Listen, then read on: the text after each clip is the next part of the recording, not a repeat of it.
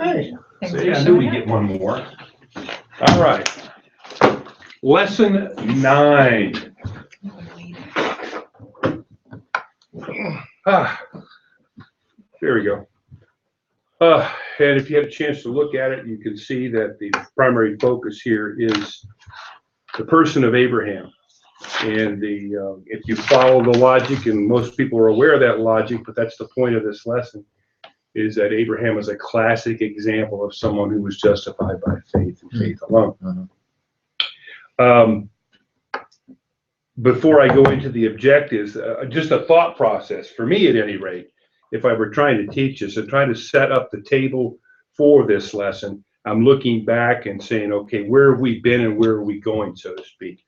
In lesson 7, we looked at more or less a theoretical or a concept argument as he kind of brought us through that section. In lesson 8, it was more of a rhetorical argument. There was 6 questions that he would throw out there just to get him to think. Okay, I'm teaching you, now I want you to think for a minute. This question, this question, this question, more of a rhetorical argument from logic. And now he gets to this, I would call it an illustrative argument. So let me illustrate what I'm talking about here. Let me give you an example. And as the pastor wrote in his notes somewhere in here, this is the coup de grace. You know, this is like, this is the nail in the coffin of the Judaizers who are arguing for circumcision. Okay, well, let's talk about Abraham.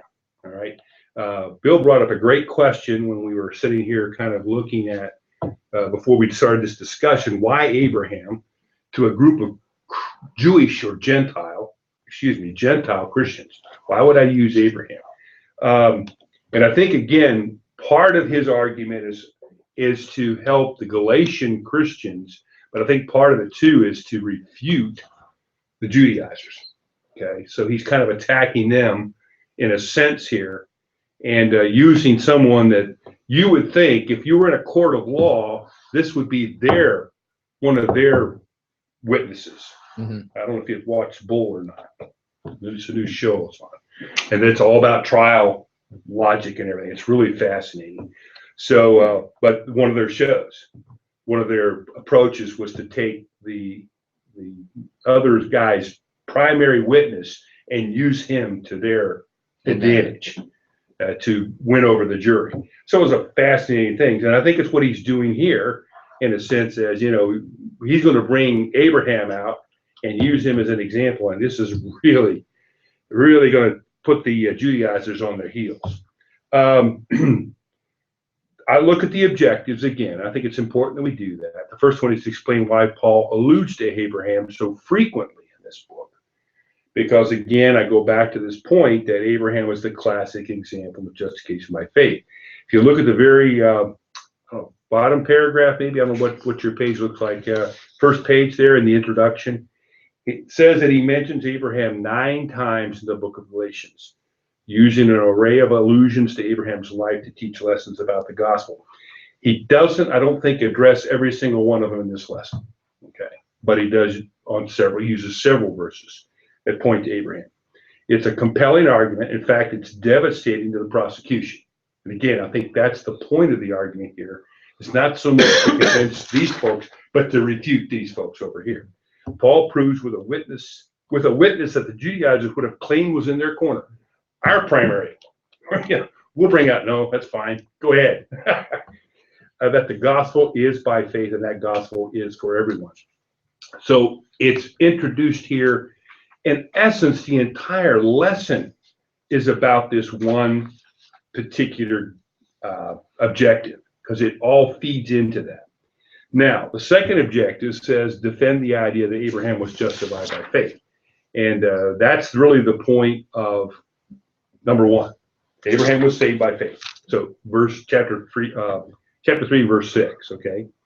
And he points back to Genesis 15:6, okay? And I think that's something that I really would step over and look at and say, okay, what does that say?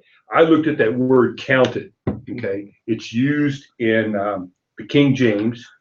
I believe it's used in the, I didn't even look. I should have looked. I believe it's used in the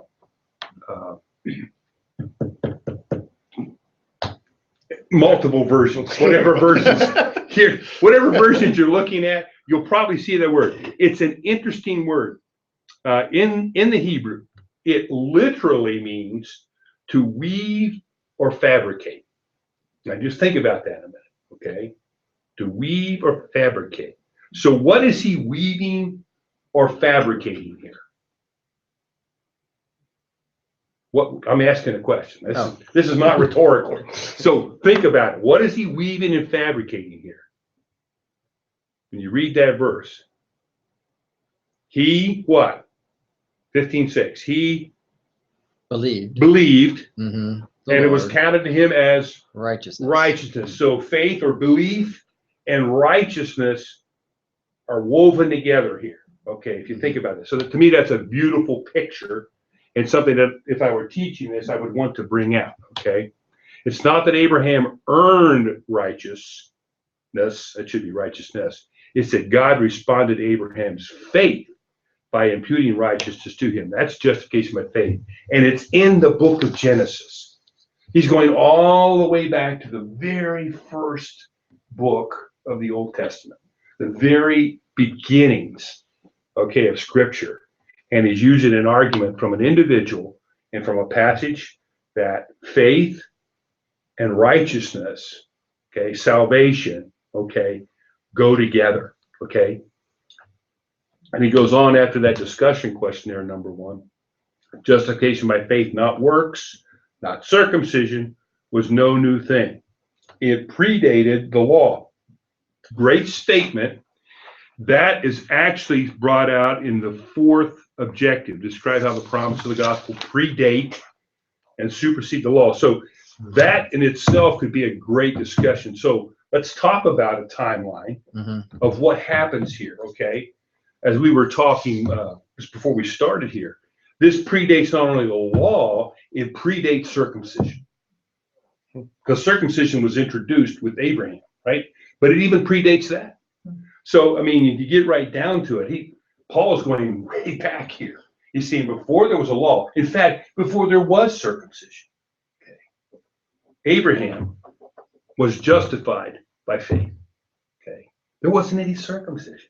Okay, so just a great point that we need to understand, we need to see, and those two thoughts to me again kind of go together.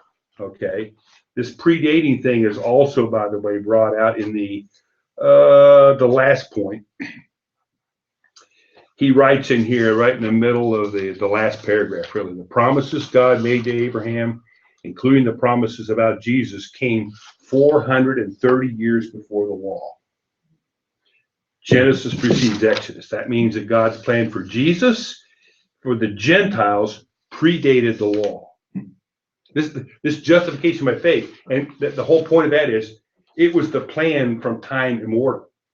That's another thing, because it applies to us as well. And it's always been this plan. This has always been the plan. God's promises to Abraham about justification, about Jesus, about the Gentiles, came before the law and never, ever replaced by the law. Okay, the law had no purpose when it came to salvation. Salvation was by faith and faith alone. All of this, Abraham and everything that happened here, predates the law, predates circumcision. That's the point of his argument, and I think that's the essence of this lesson. So I mean, filling the void might be a little bit of a challenge, but just think about that. Okay. And I'm making the point. I'm talking to it. I'm trying to think of how I might ask questions about this, and have people talk to me about this. Okay, when did this occur? How did maybe put a timeline up? I don't know, but I'm just thinking this whole point, the point that he's making, 3:6, Abraham was saved by faith. This predated the law. It predated circumcision. So those are objectives 1, objective 2, and objective 4. Distinguishing between the various ways the New Testament uses the idea of Abraham's seed. That's an interesting thought, but what you have to draw together are points 2 and points 3, or excuse me, points 2 and the beginning of point 4. Okay, Point 2 talks about the fact that Abraham's children are believers, not Jews. That's an interesting concept. Okay. But what he's pointing out there is we're all justified the same way that Abraham was. And in turn, we are all part of the seed of Abraham, not his physical seed. He points this seed thing out, the multiple ways the seed is used here in chapter point 4. Abraham's uncountable offspring refers to the Jews. Even more, it refers to believers of all ethnicities. Give me a second. His spiritual seed, and ultimately it refers to Christ, his perfect seed. So that's an interesting, and again, maybe that's a question that you could throw out there. But Abraham's children are believers, and as he points out underneath that, that it is a people of faith who are Abraham's true spiritual offspring. What matters is in the question of salvation is faith, not family. Okay, just because you are of the family of the physical seed of Abraham, it's a matter of faith. Jews who rejected Christ are not the children of Abraham. Gentiles who receive Christ are the children of Abraham. Okay. So those to me are the critical learning points. So this is about the time we break out into Father Abraham. You could do that, but if you like it, if you would feel real good with that. You would. Yeah. And then sons had Father Abraham, and I am one of them. So that's all for you. You got it going now. Take about 10 minutes. Come stand up, sit down, turn. That's it. All that good stuff. Action. They try to find a hook, right? You're trying to find a hook. My ladies would love it. Oh, wouldn't they though? Wouldn't March they the though? aisles. They'd be like- You can march Many the of them aisles. would know it. I mean, know it cold. Yeah. Would, yeah.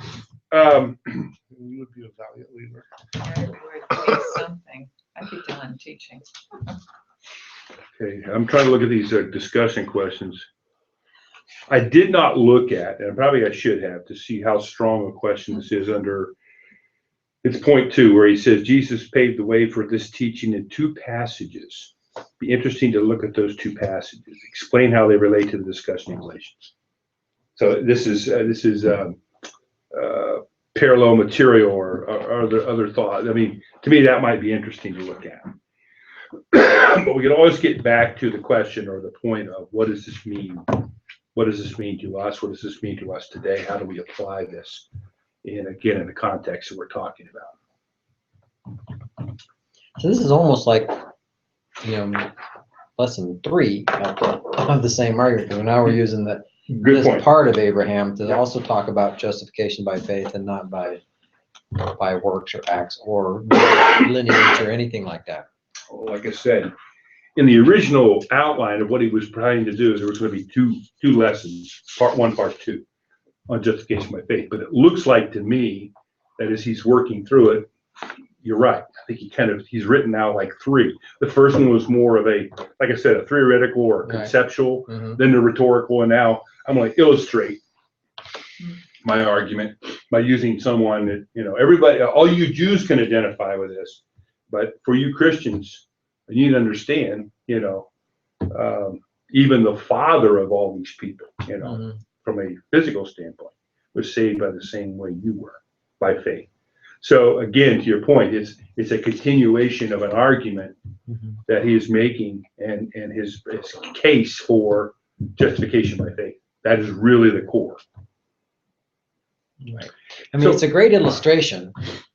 I'm sorry. No, I was just going to say, it just occurred to me that when I wrote this review, to me, go back maybe a little bit and kind of set the table. What do we learn from this? What did we learn from last week?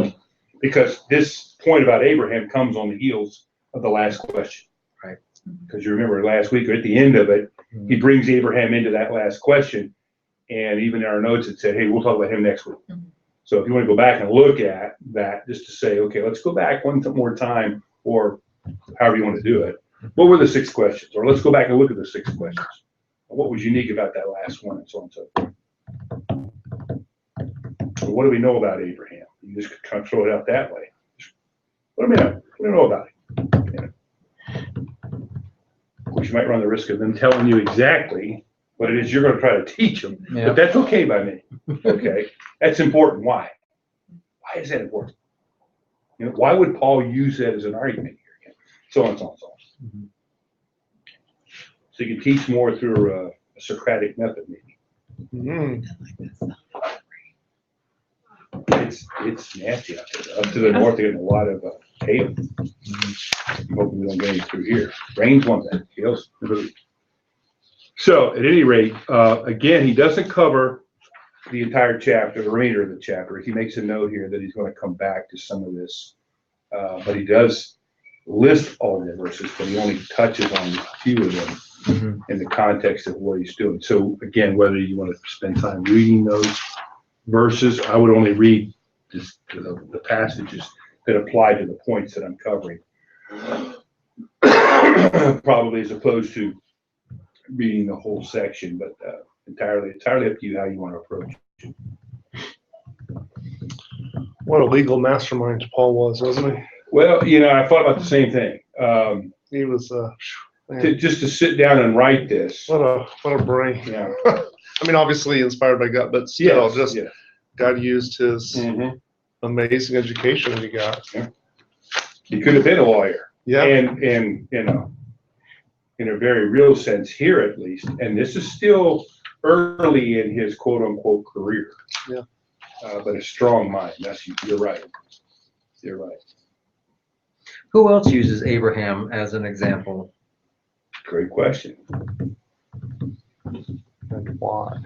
The Yeah. writer of Hebrews does, Right, we're not sure who that but we're not sure who that was. might have been Paul. Might have been Paul. I've heard different. I took a course in college on that, and he laid out good arguments for Paul, for Apollos, you know, all types of arguments. But and there was somebody else, but no idea who. But I know it's in there.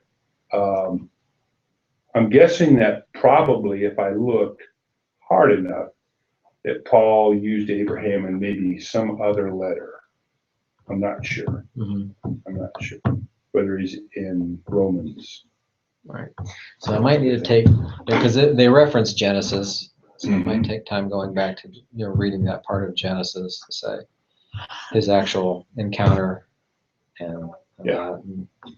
Like I said, it's interesting once you lay out that timeline, you realize all of a sudden, Yeah. wow, I mean, it Right. needs everything. I mean, for me, I just feel like, because last week we just like drove this message home, Yeah. right? Yeah. And I'm not done yet. Yeah. I'm like, Well, you raised a Yeah. good question, and maybe that's a question you might want to throw out there. Why would Paul be using Abraham in trying to instruct, for lack of a better term, the Gentile Christians? yeah, I mean, I could get him, like what we just had Yeah. here, that whole discussion, Just kind of have- realization. Yeah. But I don't know. I'm just trying to.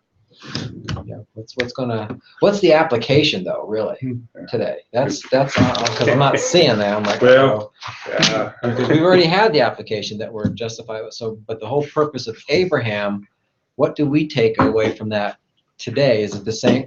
Basically, it's the same message that we've already talked about. Mhm. Is that we're justified by faith? I mean, because here we are. We're essentially post-law, right? This is pre-law. Abraham is pre-law. Yeah, right. We're Very definitely. post-law, Yeah. right? Christ and has Mhm, come mhm. and everything. So can we go from that angle as far as, the pre-law, post-law? Is he bringing this up because he's talking about a post-law time?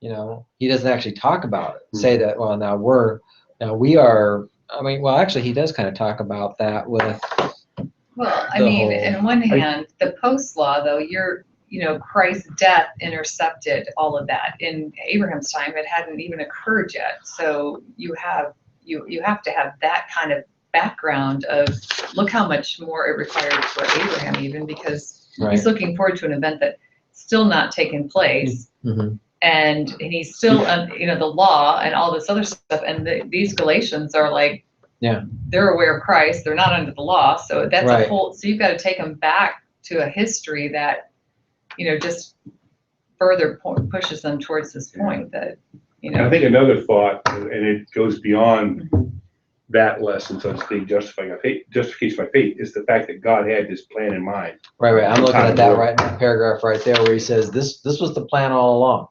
Amazing. You think Amazing. yeah. Right. We think of it in terms, our mind defines things by time, so we're looking at this and we're saying this predated the law, and then there was a law, and then, in God's mind, It was all. this was a continuous, time. There's no such thing as time.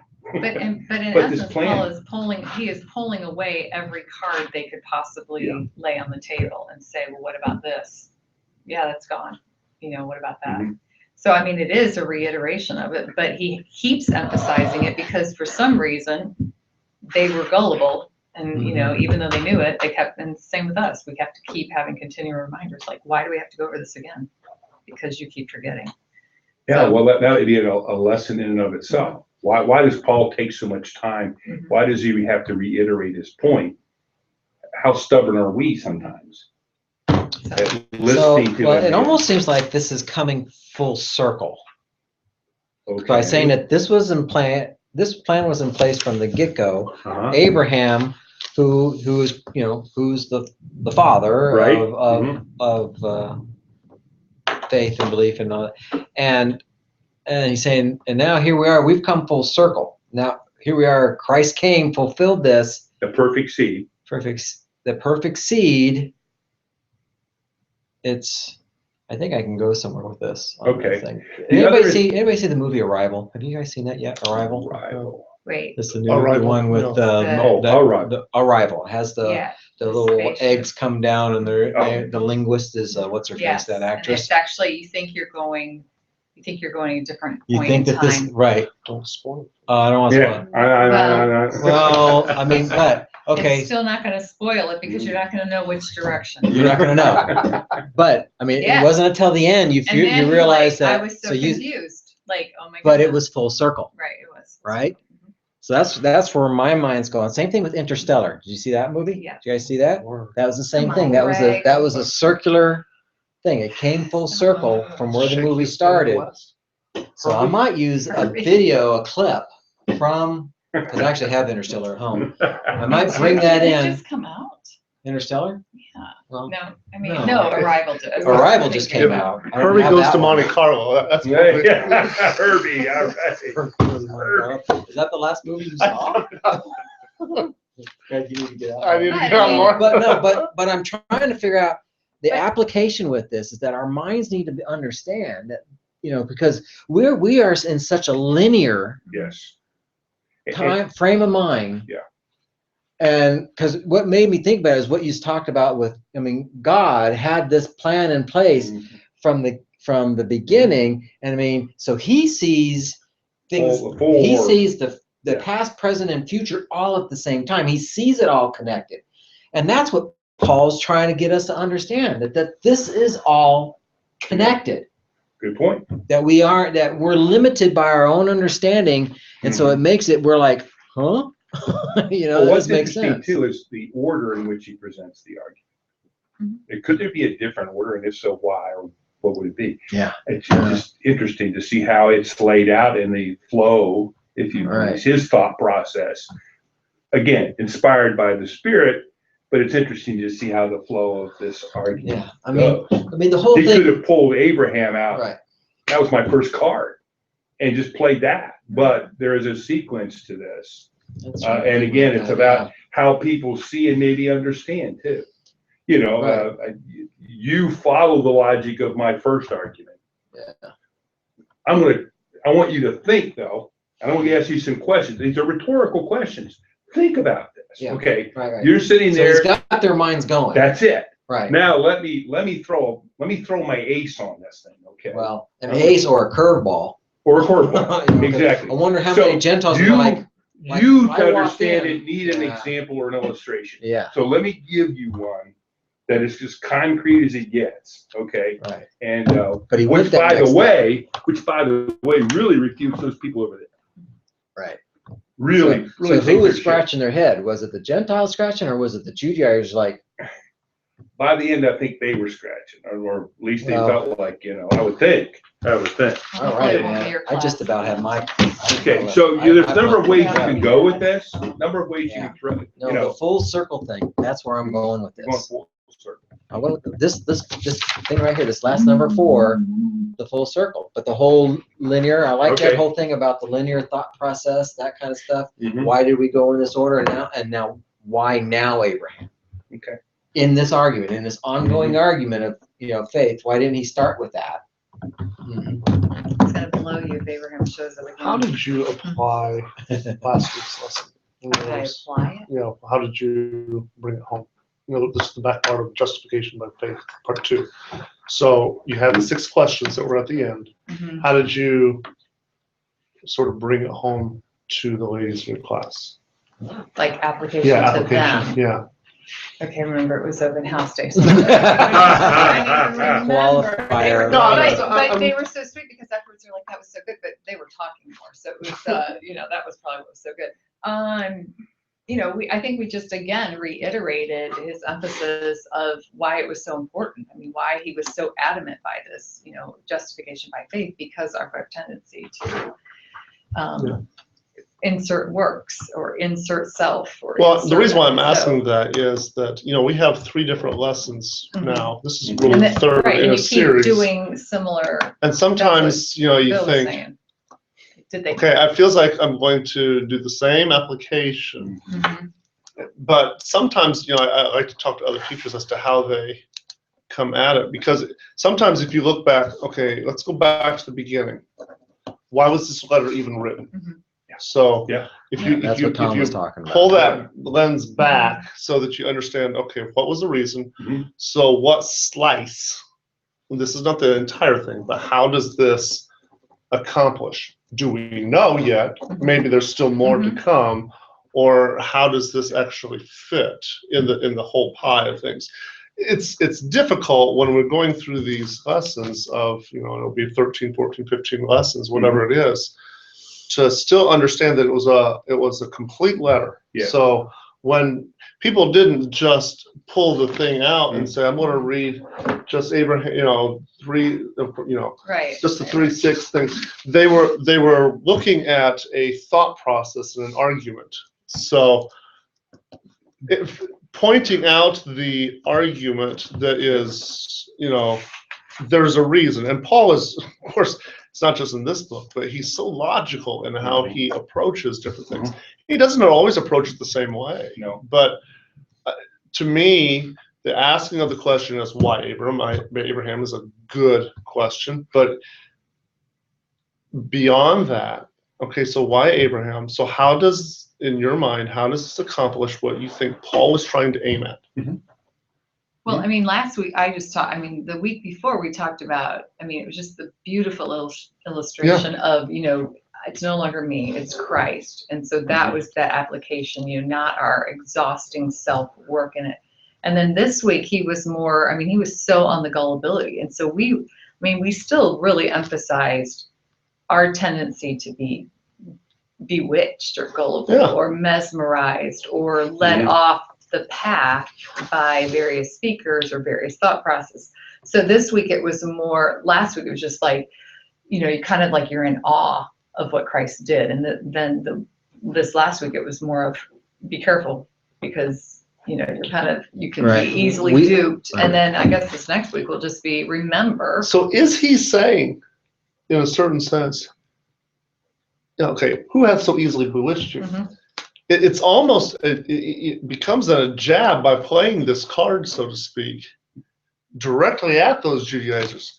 Folks, I'm going to use an example that these guys would use as their example. And actually, you're not the only ones that have been bewitched. Right. So in a certain sense, it's not just you guys. You've actually been, led astray by guys that, quite frankly, should know better. But they don't. And I'm going to point the reason why they should know better.